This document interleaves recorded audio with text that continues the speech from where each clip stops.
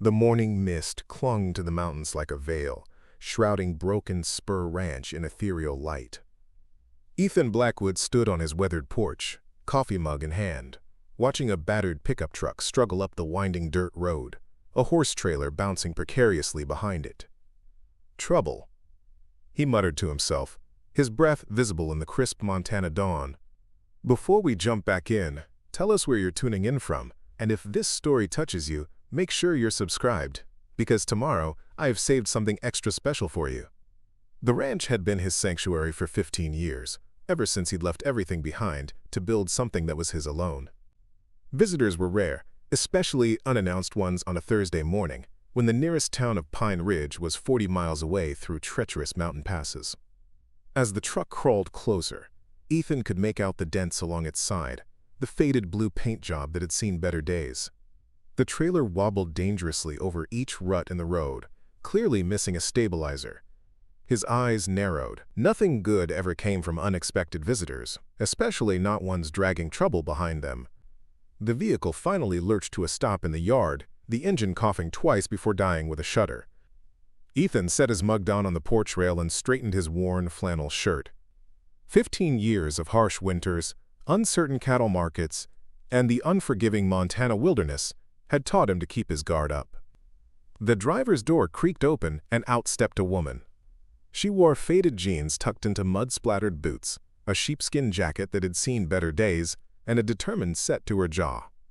Long chestnut hair was pulled back in a practical braid, and her face, though tired, held a fierce kind of beauty that caught Ethan off guard.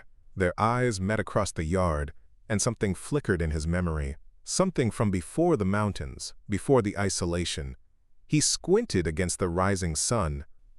"Can I help you, ma'am?" he called, his voice rough from disuse. Up here, miles from civilization, he sometimes went days without speaking to anyone except his ranch hand Miguel and the horses. The woman studied him for a long moment, recognition and uncertainty battling across her features. "Ethan Blackwood," she finally said, his name both a question and a statement. "It's been a long time." The voice hit him like a physical blow. Memories flooded back. A small-town rodeo. Summer nights under Montana stars, whispered promises. "Morgan," he breathed. "Morgan Taylor." "It's Morgan Hayes now," she corrected quietly. Or it was. Before Ethan could respond, she moved to the trailer and unlatched the back. His attention shifted as she carefully lowered the ramp, revealing two of the most beautiful foals he'd ever seen. Identical twins. One coal black, one pure white, no more than 4 months old. Their legs were still gangly, their movements uncertain, but their bloodlines were unmistakable.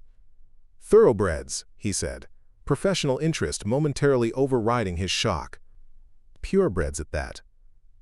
Morgan nodded, gently coaxing the nervous foals down the ramp. "This is Midnight," she said, stroking the black one's neck. "And this is Starlight," she added, as the white foal cautiously stepped onto Montana soil. "Fine animals," Ethan acknowledged. "But what are you doing here, Morgan? Last I heard, you were living the dream in Kentucky, married to that hotshot horse breeder, the one with connections to Churchill Downs." Pain flashed across her face. "Things change," she said simply, reaching back into the trailer to pull out a battered western saddle. The leather was cracked in places, one stirrup hanging by threads, the silver conchos tarnished with age. She set it down carefully, almost reverently. "James died 8 months ago. Heart attack at 42. Her voice was flat, as if she'd said the words so many times they'd lost their power to hurt. "The creditors took everything. The ranch, the horses, our home, everything except these two." She nodded toward the foals. "And this," her hand rested on the saddle. Ethan stared at her, taking in the exhaustion etched into her face, the proud set of her shoulders despite it all. Morgan Taylor, no Hayes, had been the girl who'd broken his heart 18 years ago, choosing a life of prestige in the racing world over a struggling young cowboy with nothing but dreams. "Why here?" he asked, the question hanging between them like frost in the air. "Because I remembered you were in Pine Ridge. Because I have nowhere else to go." Her voice dropped. And because these foals deserve a chance, Ethan. A chance to run free. The twins moved cautiously around the yard, still wobbling slightly on their young legs, investigating this strange new place. The black one, Midnight, snuffled at the ground, while the white one, Starlight, watched Ethan with intelligent, wary eyes. "I need a place to stay," Morgan continued, squaring her shoulders. "Just until I can find work, save some money. I can earn my keep. I still know horses better than most." Ethan crossed his arms, studying the woman who'd once been everything to him, now standing in his yard with nothing but 2 foals and a broken saddle. His ranch had always been his refuge, his escape from complications and heartbreak. He should tell her to turn around, head back down the mountain, find somewhere else. Instead, he found himself saying, "You can stay, if they run free." Morgan blinked, confusion crossing her face. "The foals? Those thoroughbreds weren't bred for mountains," he explained, nodding toward the twins. "They've spent their whole lives in stalls and paddocks, trained for speed in circles. Up here, they need to learn to be horses first. No training regimens, no racing aspirations. If you're staying, they run free with my herd. Learn to navigate the terrain, find their own food, develop real strength." Preparing and narrating this story took us a lot of time, so if you are enjoying it, subscribe to our channel, it means a lot to us. Now back to the story. A beat of silence passed between them. Then Morgan's laughter, rusty but genuine, broke the tension. "You always did put the horses first," she said, a ghost of her old smile returning. "I figured you'd want them trained to within an inch of their lives." "Not here," Ethan replied, his gaze moving to the mountains rising around them. "This isn't Kentucky. Horses need to be horses before they're anything else." Morgan's eyes met his, 18 years of silence stretching between them like a canyon neither knew how to cross. "I can agree to that," she said finally. "For now, at least." "I've got a spare cabin," Ethan said, gesturing toward a small structure at the edge of the property. "It's not much, but it's got a wood stove and running water." "We won't be any trouble," Morgan promised softly. "Just until I figure things out." The sun had risen fully now, casting long shadows across the ranch. Tomorrow would bring questions that needed answering, truths that couldn't be avoided. But for today— "Come on," Ethan said gruffly. "I'll show you the cabin. Miguel can help bring your things." As if on cue, a truck rumbled up the road, his ranch hand returning from town with supplies. Miguel's surprise at finding a woman and 2 foals in the yard was evident, but years of working for Ethan had taught him not to ask too many questions. "Miguel, this is Morgan," Ethan said simply. "She and the foals will be staying in the north cabin for a while." The older man nodded, tipping his hat to Morgan. "Señora, welcome to Broken Spur." "Thank you," Morgan replied, some of the tension leaving her shoulders at the simple courtesy. While Miguel helped move her sparse belongings to the cabin, Ethan led the foals to the corral nearest the house. "They can stay here tonight," he explained. "Tomorrow we'll introduce them to the herd gradually." Morgan watched him work, the familiar way his hands moved, gentle but confident. "You've done well for yourself," she observed, looking around at the sprawling ranch. "Last time I saw you, you were just talking about having your own place someday." 15 years of back-breaking work," Ethan replied without looking up. "Nothing came easy." "It never does," she agreed quietly. That evening, after Morgan had settled into the cabin, Ethan sat alone on his porch, watching the stars emerge one by one. The mountains loomed dark against the night sky, solid and unchanging, unlike his life, which had just been turned upside down with one unexpected arrival, Morgan Taylor. The only woman who had ever made him think about something beyond the next rodeo, the next paycheck. The woman who'd left him for a man with money, connections, and a future in the prestigious world of thoroughbred racing. And now she was here, on his mountain, with nothing but 2 foals and a broken saddle. The irony wasn't lost on him. He'd spent years building this place, making it his sanctuary from the complications of the outside world. And in one morning, all that careful isolation had been shattered. His dogs, Buck and Sadie, sensed his unease, pressing against his legs as if offering comfort. "What am I doing?" he asked them, not expecting an answer. The border collies just looked up at him, with unconditional loyalty, their presence, a steady comfort in the unsettling day. Morning came with a bitter chill, frost crystallizing on the fence posts and turning the pasture grass silver. Ethan had been up since before dawn, his routine unchanged despite the upheaval of yesterday.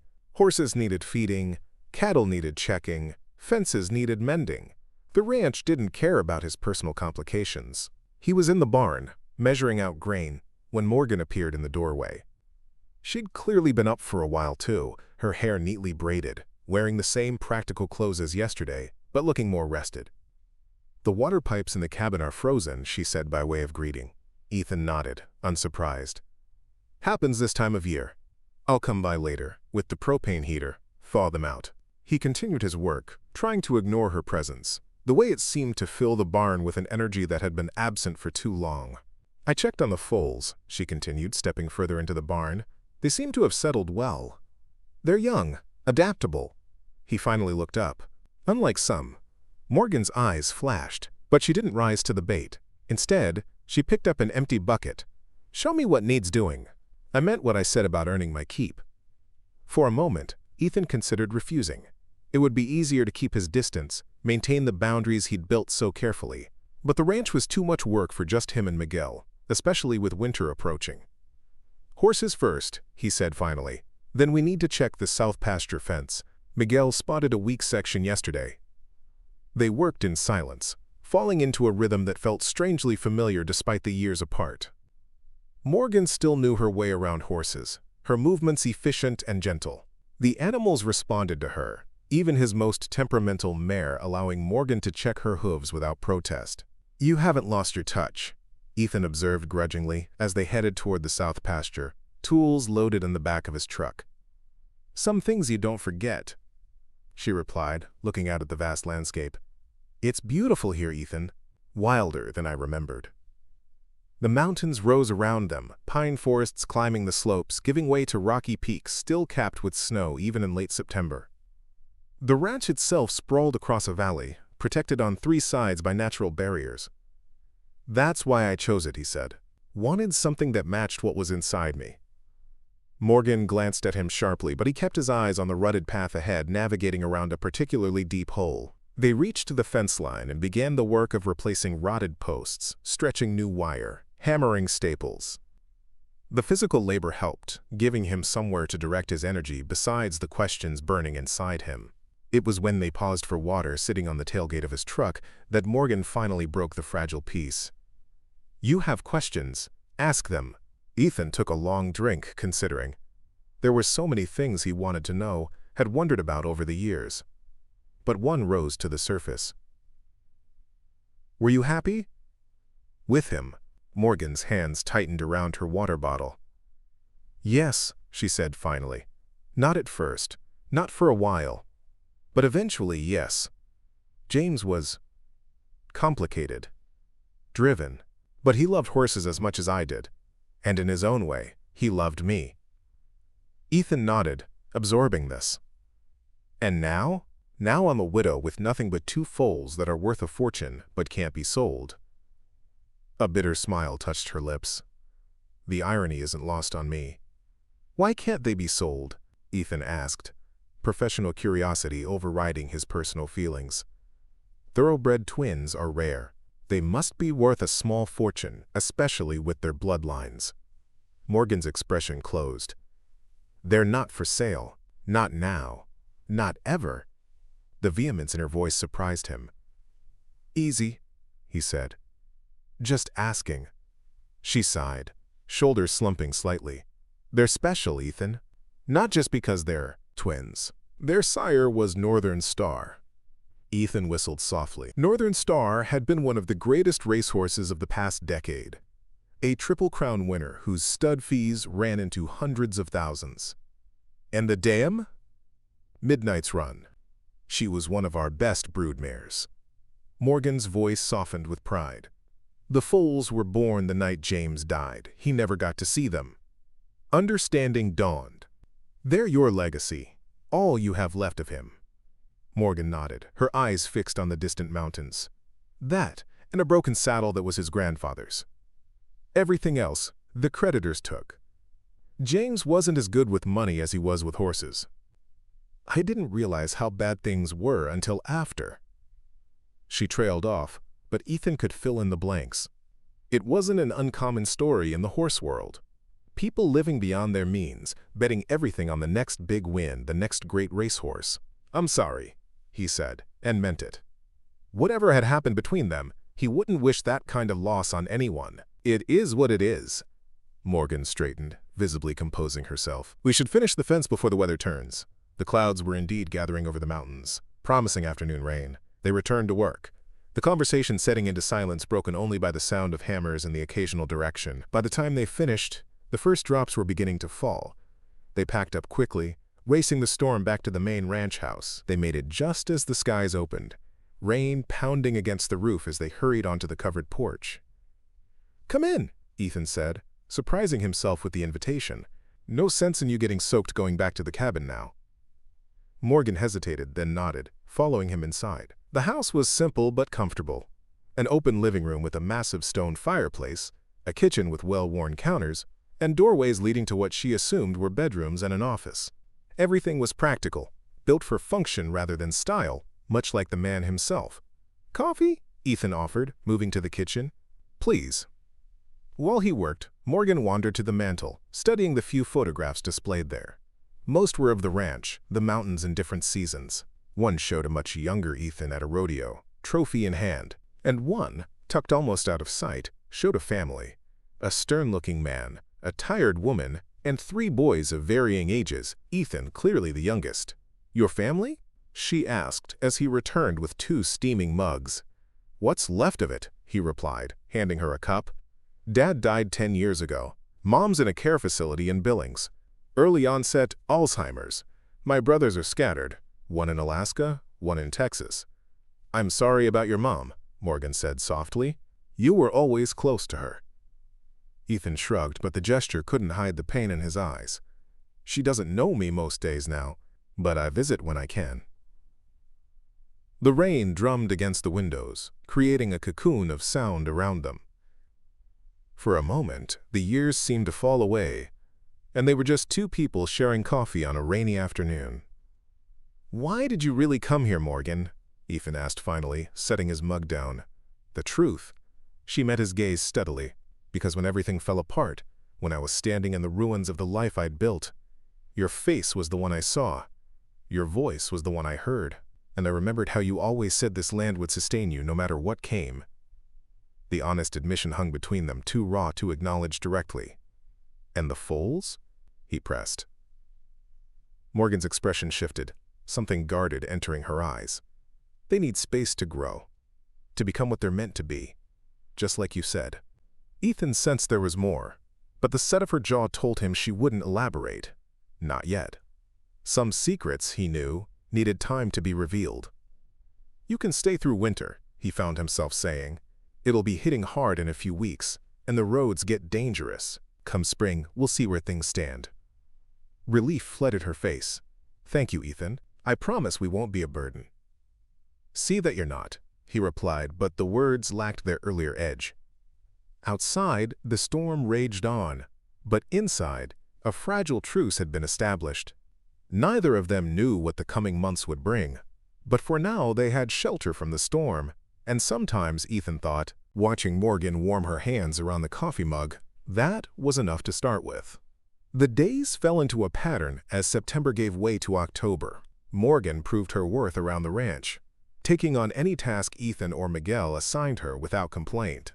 She had a natural way with the horses, especially the more difficult ones, her patience seemingly endless as she worked with a nervous 2-year-old filly that even Ethan had struggled to gentle. The twin foals were introduced to the main herd gradually, spending more and more time with the ranch horses. As Ethan had predicted, they struggled at first with the rough terrain, their delicate legs more suited to manicured pastures than rocky mountainsides. But day by day they grew stronger, more confident, learning from the older horses how to navigate the wilderness they now called home. "They're changing," Morgan observed one evening as they watched the herd from the fence line. The setting sun painted the mountains gold and crimson, casting long shadows across the valley. Growing more muscular, midnight especially. Ethan nodded. The black foal had taken to mountain life with surprising adaptability, often venturing farther than his white twin, testing his limits. He's got heart. They both do. They're all I have left, Morgan said quietly. Everything else is gone. The house in Kentucky, the trophies, the breeding contracts. 18 years of building a life, gone in months. Ethan studied her profile, softened in the fading light. Yet here you are, starting over. A small smile touched her lips. What choice do I have? Besides, there's something cleansing about it, stripping everything away until you're left with what truly matters. And what's that? He asked. Morgan turned to him, her eyes reflecting the sunset. The foals. My knowledge. My hands. She paused. The chance to rebuild something real. The honesty in her voice resonated with something deep inside him. Ethan had come to these mountains for similar reasons. To strip away the complications. To build something authentic from the ground up. Winter's coming, he said, changing the subject as the temperature dropped with the sun. First snow could be any day now. The cabin needs more insulation if you're going to make it through comfortably. I'll manage, Morgan assured him. But the next day, Ethan found himself at the cabin anyway, Miguel in tow, carrying rolls of insulation and tools. Morgan watched in bemusement as they set to work sealing windows, adding layers to the thin walls, checking the stovepipe for any cracks that might leak deadly carbon monoxide during the cold months ahead. You don't have to do this, she said as Ethan repaired a section of roof where snow could potentially build up. Can't have you freezing to death on my property, he replied gruffly. Bad for business. Morgan's laugh surprised them both. Genuine, uninhibited. What business? The last visitor you had up here was the vet. And that was 3 weeks ago. Ethan allowed himself a small smile. Details. That night, after the work was done, Morgan insisted they stay for dinner. She'd managed to turn the cabin's small kitchen into something functional, and the smell of venison stew filled the small space. Miguel's wife sent it up, she explained, setting bowls on the rough wooden table. Apparently she doesn't think I'm feeding you two properly. Elena worries, Miguel said with obvious affection for his wife. She says men who work hard need good food, not just coffee and jerky. He cast a pointed look at Ethan, who had been known to subsist on exactly that during busy periods. The meal was simple but delicious, the atmosphere almost comfortable. After they'd eaten, Miguel excused himself to head home to his own family in the small cluster of houses at the edge of the ranch, where most of the seasonal workers lived. Left alone, Ethan and Morgan moved to the cabin's small porch, despite the chill in the air. The stars blazed overhead, countless points of light in the vast darkness, uncountable now that the last rays of sunset had faded. I forgot how bright they are up here, Morgan said, wrapping a blanket around her shoulders. In Kentucky, there was always some light pollution, but here... One of the reasons I chose this place, Ethan admitted. Wanted somewhere I could see the stars clearly. They sat in silence for a while, the vastness of the night sky making their own concerns seem smaller somehow. I saw you working with that skittish filly today, Ethan said finally. You've still got the touch. Morgan smiled in the darkness. Some things you never forget, like riding a bike, or... She trailed off. Or? He prompted. Or the way home feels, she finished softly. The words hung between them, fragile as frost. Ethan cleared his throat. We're moving the cattle to the lower pastures tomorrow. Winter grazing. Could use an extra hand if you're interested. I'd like that, Morgan replied. Been a while since I've worked cattle, but I assume it's like riding a bike, too. Bit more dangerous than a bike, Ethan said dryly. These aren't gentle Kentucky thoroughbreds. Mountain cattle have attitude. So do I, Morgan shot back, a hint of her old fire flashing. I'll manage. Ethan believed her. In the weeks she'd been at Broken Spur, Morgan had proven herself tougher than he remembered, facing each challenge with a quiet determination that he couldn't help but admire. The pampered horsebreeder's wife he'd imagined all these years didn't match the woman sitting beside him now, who worked from dawn till dusk without complaint, who was rebuilding her life from nothing. I should head back, he said, standing. "Early start tomorrow." Morgan nodded, rising as well. "Thank you. For the insulation, the roof, all of it." "Don't mention it," Ethan replied, suddenly uncomfortable with her gratitude. "Just being practical." A knowing smile touched her lips. "Of course, purely practical." As he walked back to the main house under the canopy of stars, Ethan had to admit to himself that his actions hadn't been entirely practical at all. Something was shifting between them, the old wounds beginning to heal, new connections forming. It was terrifying and exhilarating all at once, like standing on the edge of a mountain cliff, knowing one wrong step could mean disaster, but also knowing the view was worth the risk. The next morning broke clear and cold, their breath visible in the pre-dawn light as they prepared for the cattle drive. Morgan arrived at the main barn dressed in layers, her hair tucked under a worn cowboy hat that Ethan recognized as one of his old ones, likely left in the cabin years ago. "Hope you don't mind," she said, catching his look. "Mine's still packed somewhere."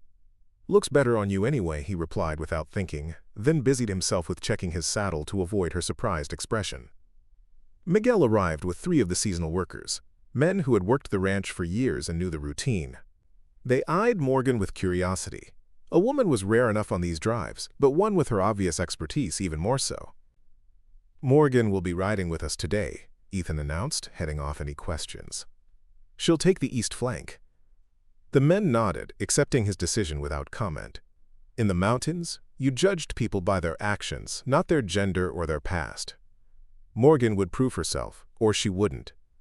The cattle wouldn't care either way.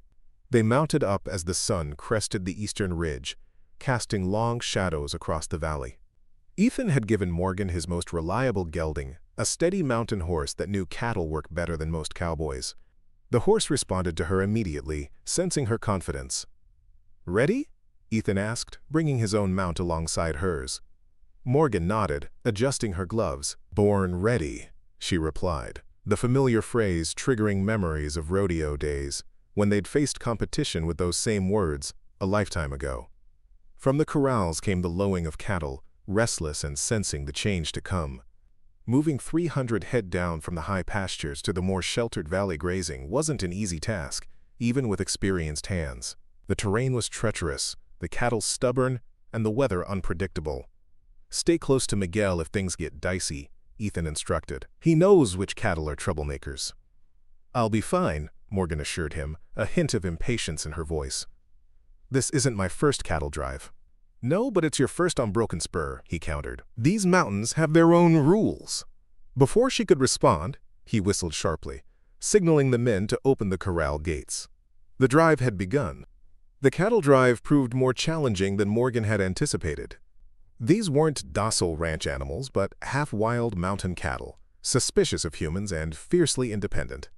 The first hour went smoothly enough, the herd moving along the established trail that wound down from the high meadows. But as they reached a narrow passage between 2 rocky outcroppings, a young bull decided he'd had enough of human direction. With a bellow that echoed off the mountainside, he broke from the herd, charging toward the eastern slope where the ground fell away steeply.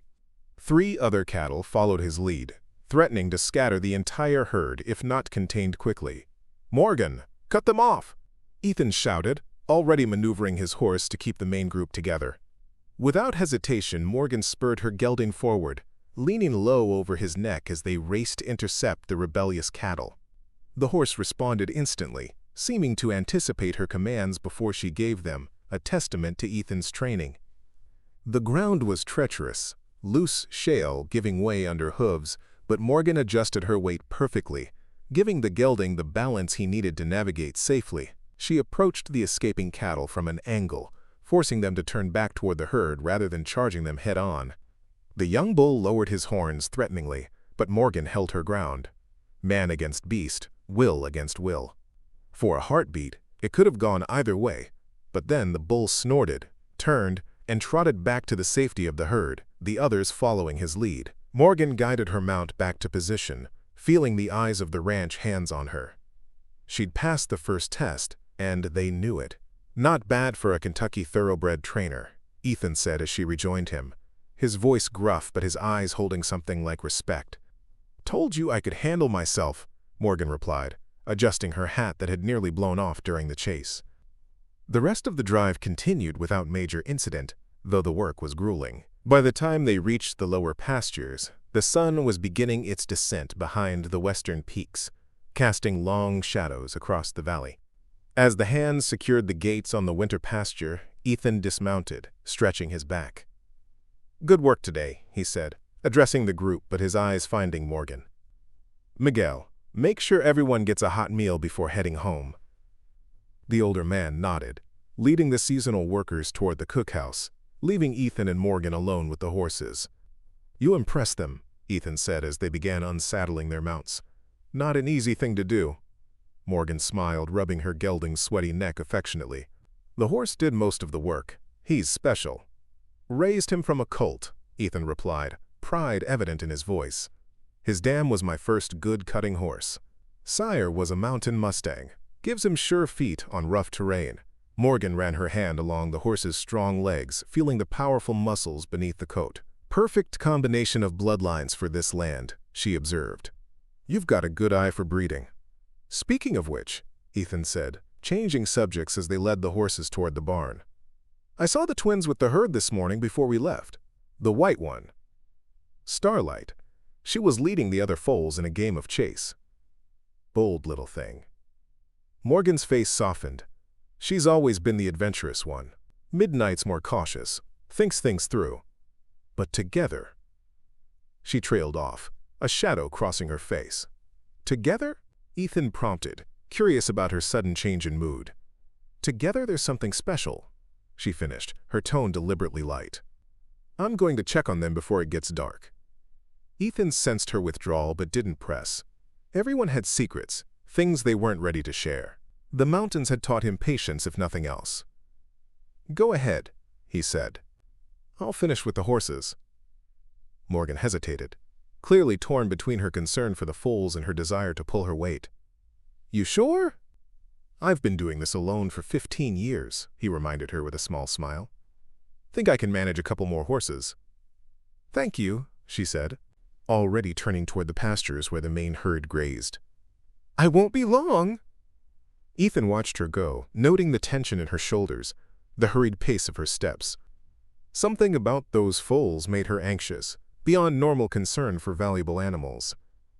Another piece of the puzzle that was Morgan Hayes. As he finished caring for the horses, Ethan found himself reflecting on the day. Morgan had exceeded his expectations, handling herself with the skill of someone born to mountain work, not the manicured pastures of Kentucky breeding farms. The ranch hands had noticed too. He'd seen the approving nods, the revised assessments in their eyes. By the time he'd finished in the barn, darkness had fallen completely, the temperature dropping rapidly.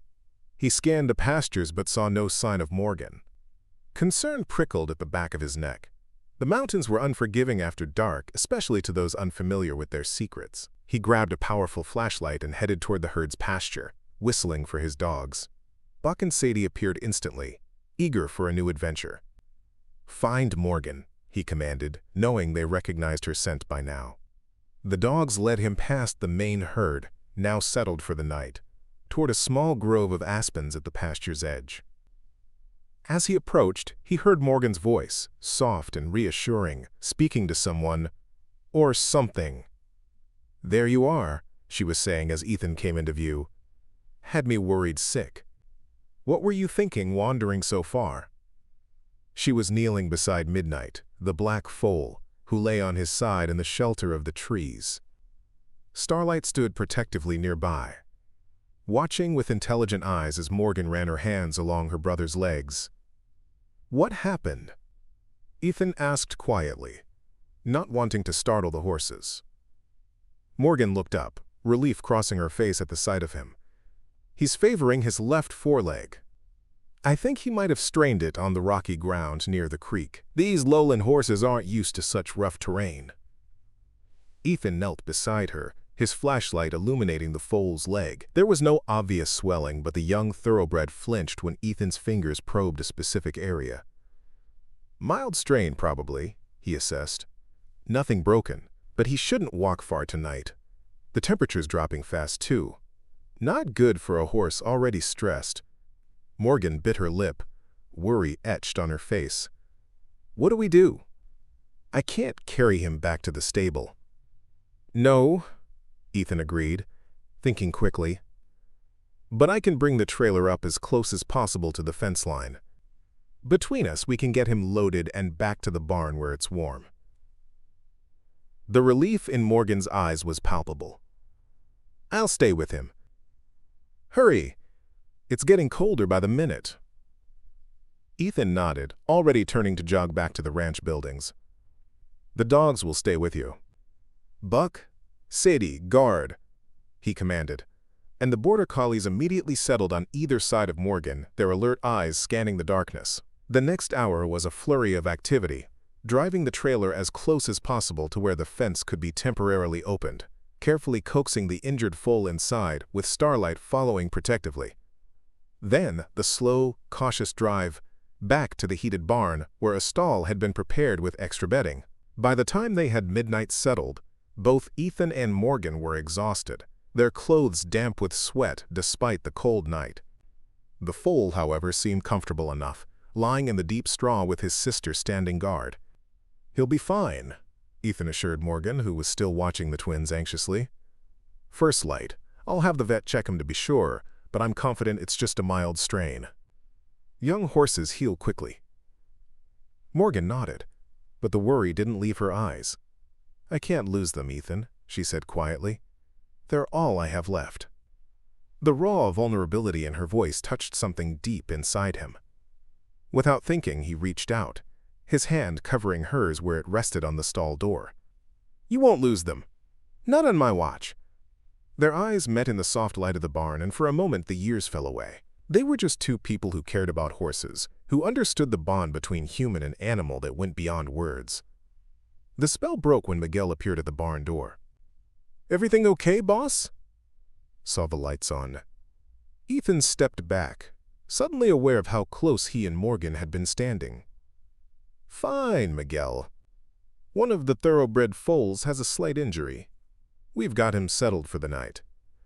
The ranch hand nodded, his wise eyes taking in the situation, both with the horses and between the two humans. "Elena sent food. Says you both missed dinner. It's in the main house." "Thank you, Miguel," Morgan said, genuine gratitude in her voice, "for everything today." After the older man left, an awkward silence fell between them. The intimacy of the moment before had passed, leaving uncertainty in its wake. "You should eat," Ethan said finally. "I can sit with the foals if you're worried." Morgan shook her head. "I'm not leaving them tonight, but you go ahead. You've done more than enough." Ethan recognized the stubborn set of her jaw. Some battles weren't worth fighting. "I'll bring food out for both of us," he compromised. "No sense in both of us going hungry." Before she could protest, he headed toward the house, his mind turning over the events of the day. Morgan's skill during the cattle drive, her obvious knowledge of horses, the panic in her eyes when she thought Midnight might be seriously injured. Pieces of a puzzle that still didn't quite fit together. When he returned with 2 plates of Elena's hearty stew and thick slices of bread, he found Morgan had pulled a bale of hay near the foal's stall and was sitting with her back against the wall, watching them doze. "They look peaceful enough," Ethan observed, handing her a plate. "They are now," she agreed, accepting the food gratefully. "But I'll feel better staying close tonight. First sign of fever or increased pain, and we'll need to act quickly." They ate in companionable silence, the only sounds the soft nickering of horses and the occasional stamp of hooves from the other stalls. The barn was warm, insulated against the mountain cold, the familiar smells of hay, leather, and horses creating an atmosphere of comfort despite the circumstances. "You handled yourself well today," Ethan said as they finished eating. "With the cattle." Most experienced hands would have hesitated when that bull turned. Morgan smiled slightly. "Fear gets you nowhere with animals. They sense it. Better to commit fully, even to the wrong decision, than to waver." "Learned that from James?" Ethan asked, unable to keep a hint of something. "Jealousy? Bitterness?" From his voice. Morgan gave him a measured look. "Some things I knew before James," she said quietly. "Some I learned from my father. Some from rodeo, some from you." The admission hung between them, honest and unexpected. "From me?" Ethan repeated, surprised. "You were fearless," Morgan said, her eyes distant with memory. "Not reckless like some of the rodeo boys, showing off for the crowd, but genuinely unafraid when it mattered. I always admired that about you." The compliment caught him off guard. For years, he'd assumed Morgan had left because he hadn't been enough. Not successful enough, not ambitious enough, not connected enough to the prestigious world of thoroughbred racing that she'd aspired to. "Why did you really leave, Morgan?" The question escaped before he could think better of it. She stiffened slightly, her gaze dropping to her empty plate. It was complicated. "We've got all night," Ethan said, gesturing to the sleeping foals. "And nowhere to be till morning." Morgan was silent for so long he thought she might not answer. When she finally spoke, her voice was quiet, but steady. "I was 22 and pregnant, Ethan. Scared out of my mind." The revelation hit him like a physical blow. "Pregnant? You never told me." "I found out 2 days before James came to that rodeo in Billings," she continued, not meeting his eyes. "He was there scouting new stock, not competing. We got to talking after you'd gone to prepare for your ride. When I mentioned I knew horses, he offered me a job on the spot, working with his yearlings at his farm in Kentucky." "And you took it," Ethan said flatly. "Without a word to me." Morgan's eyes flashed. "You were 20 years old with nothing but a duffel bag and rodeo dreams. Living paycheck to paycheck, sleeping in your truck half the time. What was I supposed to do?" "Tell me the truth," Ethan shot back. "Give me a chance to step up." "And then what?" Morgan challenged. "Watch you give up everything you wanted? Resent me and the baby for trapping you? No, thank you. So instead, you ran off with a man you barely knew?" The old hurt made his voice harsher than he intended. "James knew about the pregnancy from the start," Morgan said quietly. "He still wanted me to come work for him. Said there'd be no pressure, no expectations. Just a job and a place to stay while I figured things out." She paused, her fingers absently tracing patterns in the dust on the barn floor. "By the time Lily was born, we'd grown close. He offered to marry me, give the baby his name. I said yes." "Lily," Ethan repeated, the name unfamiliar on his tongue. "You had a daughter." Morgan's eyes filled with tears. "We lost her," she whispered. "When she was 4, leukemia." The pain in her voice was so raw, so present, that Ethan felt his anger drain away, replaced by a deep, aching sadness. "Morgan, I'm so sorry. I didn't know." "How could you?" she asked simply. "I'd cut all ties." "After Lily passed," Ethan said carefully, "why didn't you reach out?" Morgan wiped her eyes with the back of her hand. By then, years had gone by. James and I had built a life together, bonded by grief if nothing else. And you'd disappeared too. No more rodeo circuits, no way to find you even if I'd tried.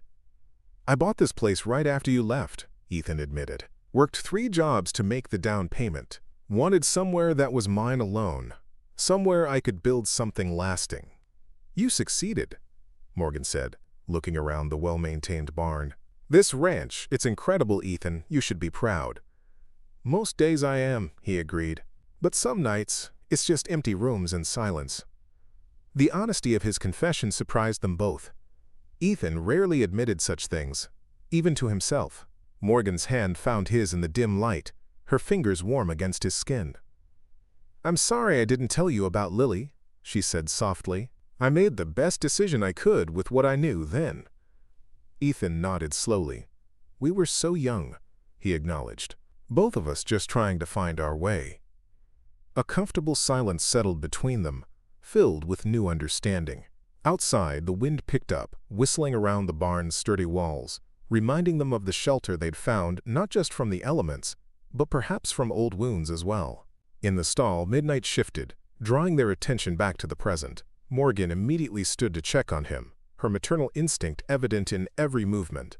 The foal seemed comfortable, his breathing even, his sister standing protectively nearby.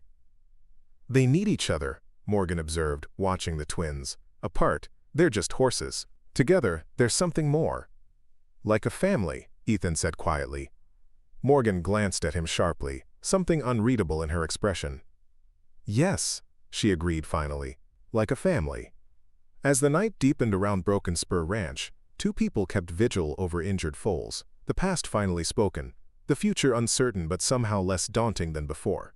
And outside, the first snowflakes of winter began to fall, gentle harbingers of the season to come, of change both beautiful and challenging. Morning came with a world transformed.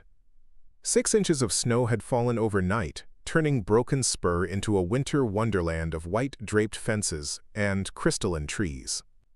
The vet arrived shortly after dawn, his truck leaving the only tracks on the pristine road leading to the ranch. Dr. Sanders was a practical man in his 60s who had been caring for animals in the region for decades. He examined Midnight thoroughly, confirming Ethan's assessment of a mild strain. "Keep him confined for a few days, then gentle exercise only for a week," he advised, scratching the foal behind the ears. "He's got good bone structure, should heal clean. These thoroughbreds aren't built for mountain terrain, though. Delicate compared to your usual stock." "They're toughening up," Morgan defended, stroking Starlight's neck as the white foal watched the proceedings with intelligent eyes. The vet nodded thoughtfully. "Interesting pair, these two. Twins are rare in horses, especially ones that both survive. And different colorations? Even rarer." "They're special," Morgan agreed, a protective note in her voice that Ethan had begun to recognize whenever the twins were discussed. After the vet left, Morgan settled in to stay with the foals, while Ethan dealt with the ranch's many other responsibilities, now complicated by the early snow. Cattle needed checking, water troughs needed breaking ice, fences needed inspection for damage from the sudden weight of wet snow. It was late afternoon when Ethan returned to the barn, stamping snow from his boots. Morgan had created a comfortable nest in the stall adjacent to the foals, complete with blankets, books, and a thermos of coffee. "Planning to move in permanently?" he asked, a smile softening his words. Morgan looked up from the notebook she was writing in. "Just making myself useful. I've been recording Midnight's temperature and behavior. No sign of fever, and he's putting weight on the leg for short periods." "Good signs," Ethan agreed, leaning against the stall door. "Dr. Sanders knows his business.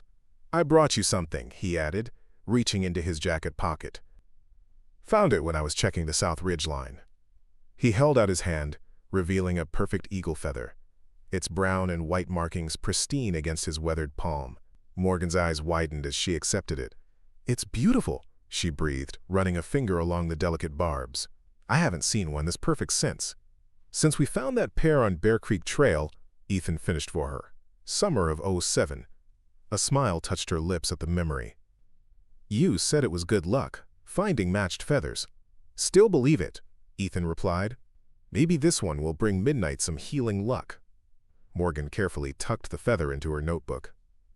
"Thank you," she said simply. Something had shifted between them since their conversation the night before. The revelation about Lily, about Morgan's reasons for leaving, it hadn't erased the past, but it had created a new understanding, a foundation they might be able to build on. "The snow's supposed to keep up through tomorrow," Ethan said, changing the subject.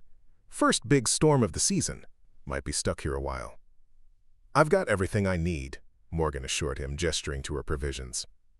Ethan hesitated, then forged ahead. "Elena sent dinner for both of us. Thought maybe you'd like to eat at the house tonight. I can check on Midnight every hour." Morgan studied him for a moment, then nodded. "That would be nice. I could use a real shower and a change of clothes." "I'll come get you when it's ready," Ethan said, oddly pleased by her acceptance. "Around 6? 6 is perfect," Morgan agreed, turning back to her notebook. As Ethan walked back to the main house through the gently falling snow, he found himself anticipating the evening in a way he hadn't felt in years. Something like hope was taking root in his heart, tentative but persistent, like the first green shoots of spring pushing through frozen ground. Up next, you've got 2 more standout stories right on your screen. If this one hit the mark, you won't want to pass these up. Just click and check them out. And don't forget to subscribe and turn on the notification bell so you don't miss any upload from us.